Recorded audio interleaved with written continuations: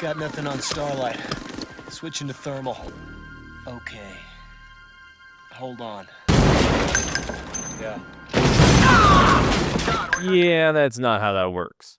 Hello. Snipers around the world are in a little bit of a trouble, and that being they might be out of a job soon. The United States Marine Corps got rid of them already, and the Army is looking at replacing their skills with robots. The Navy's gonna keep theirs around for a little bit, mostly because it's been a while since a SEAL sniper movie/book hit the mainstream. But is sniping obsolete now? In an era of thermal scopes and drones, can snipers stay hidden anymore? What do they actually do versus what video games and movies tell us they do? And what, if anything, can a sniper do that a cheap quadcopter can't? Minute of Angle, the like and subscribe button, and let's talk about it. We'll get the obvious out of the way. Snipers are cool, if the entertainment industry was of any indication.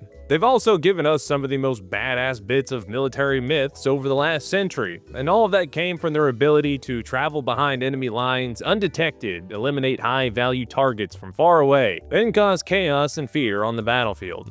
This thing also does that, and it doesn't take years to train them. It can fly, and can double as a light show performer for family-friendly entertainment. Now, this video isn't here just to say snipers are pointless and outdated or unnecessary, but the job description might be looking a little different today than the White Death of the past or that sick 360 no-scope you hit back in 2012. There is plenty of very terrifying sniper footage on YouTube that I literally cannot show you that shows that they still have a place at least somewhere. So first, what exactly is the point of sniping these days? Where does a bolt-action rifle sit on the same battlefield that uses laser guns? Well, historically, they've been used to eliminate high-value targets, or as a harassing force. If one sniper engages a large unit, the unit basically has to stop everything it's doing to engage and destroy said sniper. However, because snipers can hit targets past the effective range of the other guy's weapons, there's really not a lot they can do about it.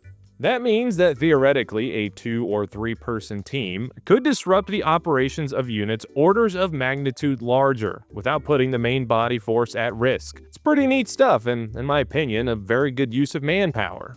That changed a bit in Iraq and Afghanistan, where snipers were able to provide overwatch at critical points for extended periods of time, as well as provide some cover in urban settings.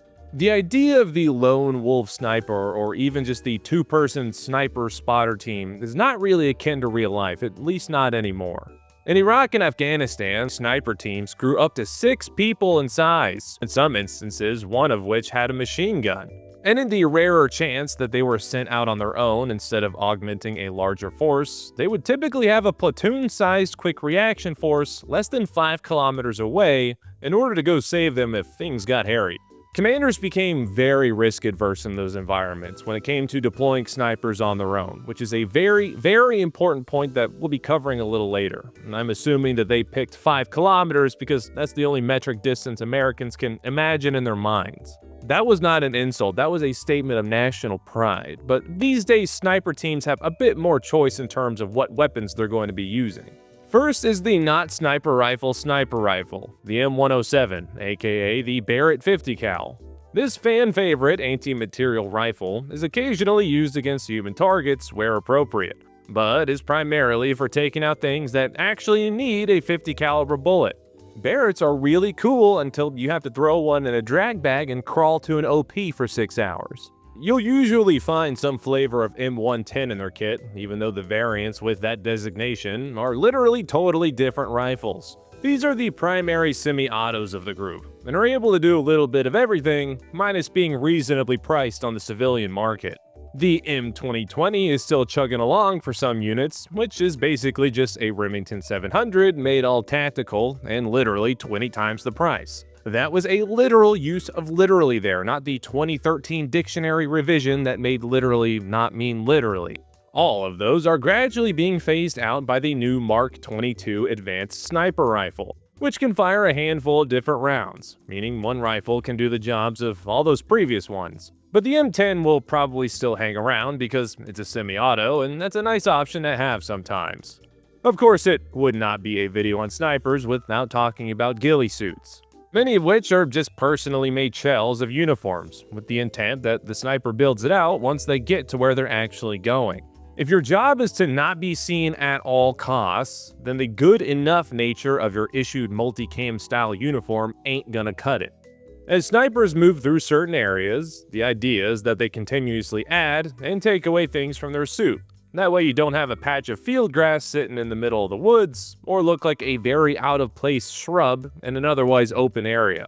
Personally, when I hear the word ghillie suit, my first thought is the very overpowered sniper class in the first Ghost Recon game. Yes, I am this old, and yes, it's better than anything that came after it.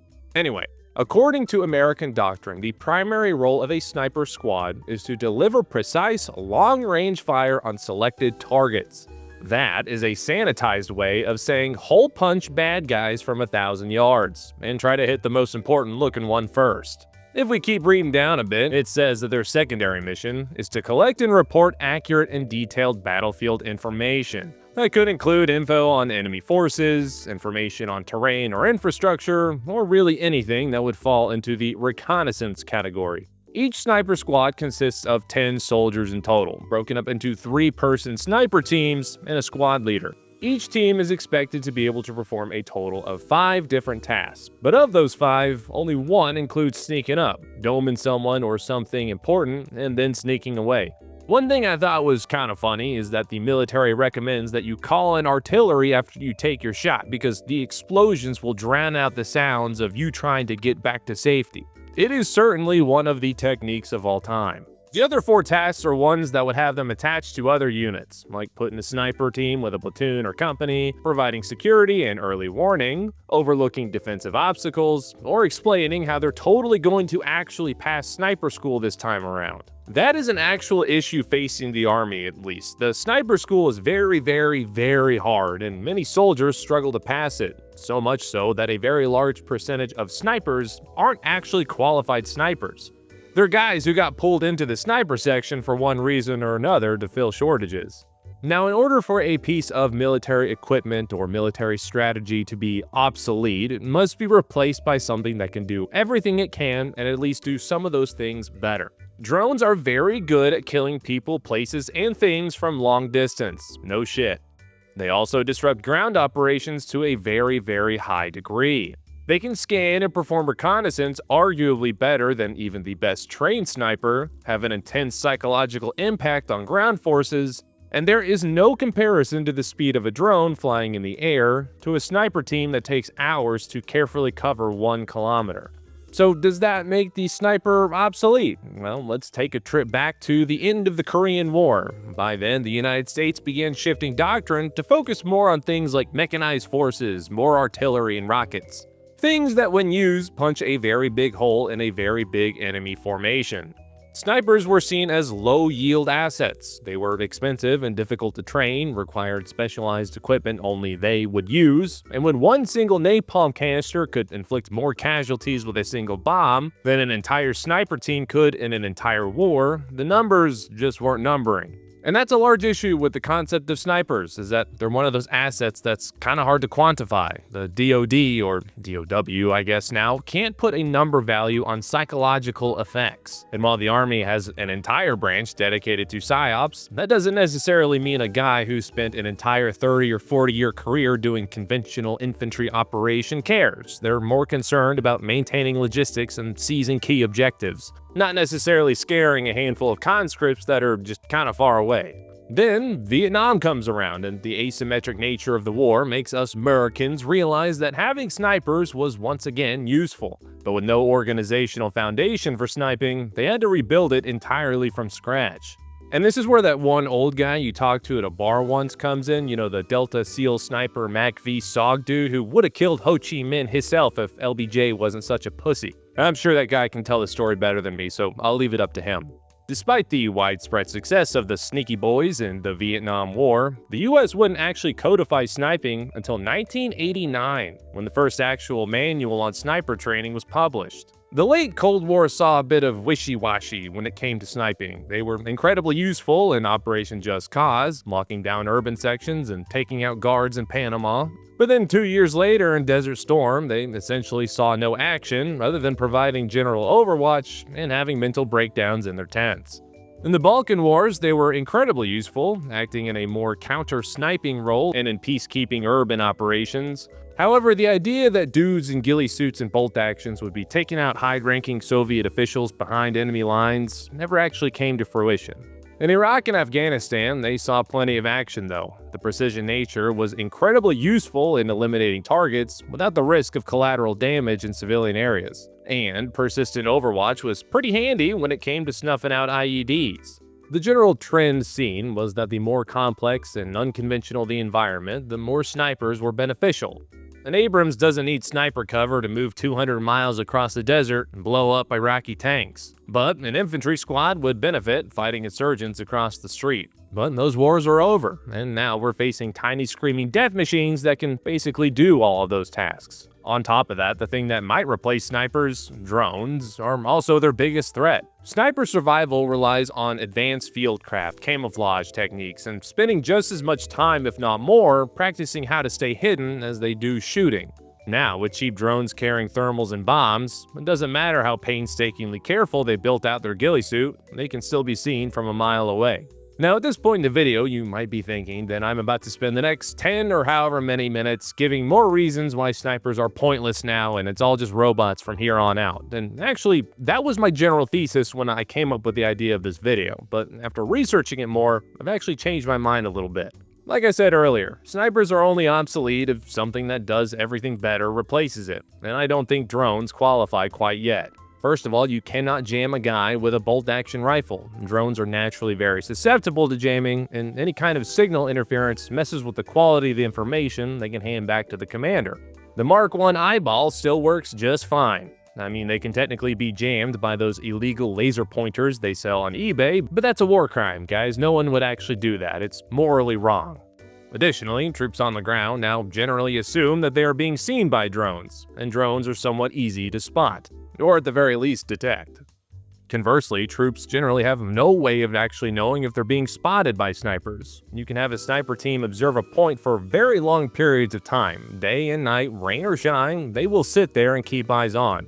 Drones can't, and any weather deviation from perfectly clear and sunny day with zero wind is going to reduce the amount of time they're on station. While negative weather can take drones out of the fight entirely, it actually benefits the humans. Wet foliage is quieter than dry if you're trying to walk around, the wind helps to hide your noise, all while rain and fog also help reduce visibility from the ground. Snipers will literally shit their own pants multiple times if it means they can maintain optics on a particular intersection or trench line, so you best believe they don't mind getting a little wet.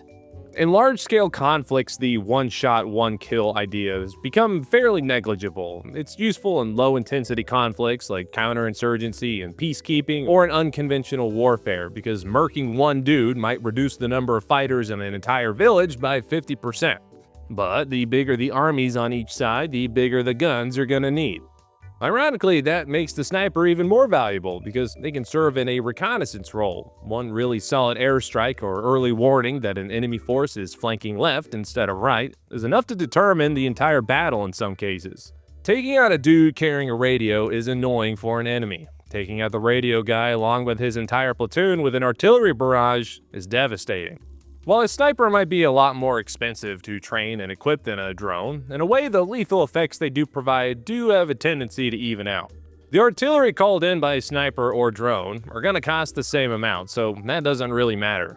But the $2 bullet they fire is both more accurate and a lot cheaper than dropping an explosive, and infinitely cheaper than the loitering munitions American defense companies are trying to sell these days. Despite the threats that drones do serve to snipers, we're getting better at hiding thermal signatures. And just imagine that this is a video of thermal signatures, because if I show it to you, I get demonetized and I'm already poor. The role of taking out high-ranking officers from a distance, which is a sniper tradition going back to before the United States was even a country, isn't really handled the same way anymore. That does still happen. Ukraine got really good at killing generals there for a little bit, but those were larger operations leveraging different assets. The exception to that rule being Major General Andrei Sokoivsky, who got domed by a well-placed bullet to the squishy meat parts. But the role of sniping is adapting in two really big ways. The first is drones. Obviously, snipers are now using drones to engage targets at literal world record levels. It's also pretty easy to train up one of their team members that's not the actual trigger puller on the use of small recon drones.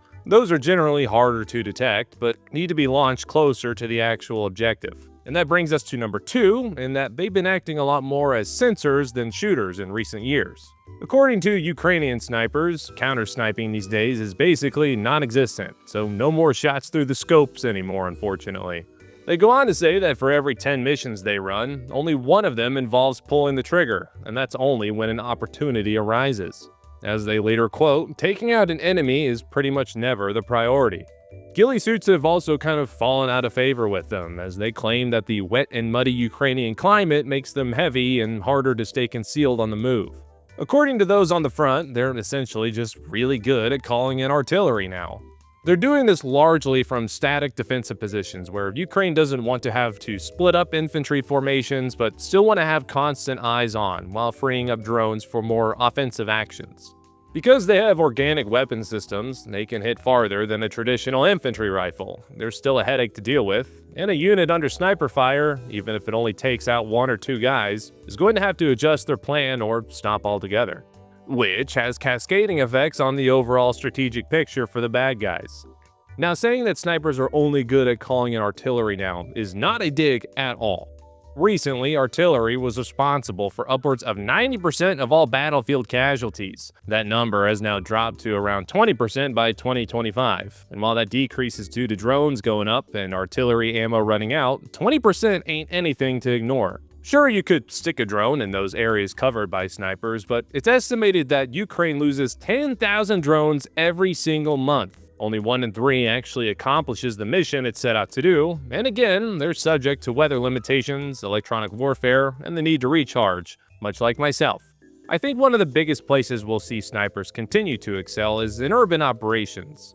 The nature of fighting in buildings means unlimited hiding spots and overhead cover. The addition of dealing with snipers on an enemy force makes something that is already a slow and painful operation into a halted and still painful operation.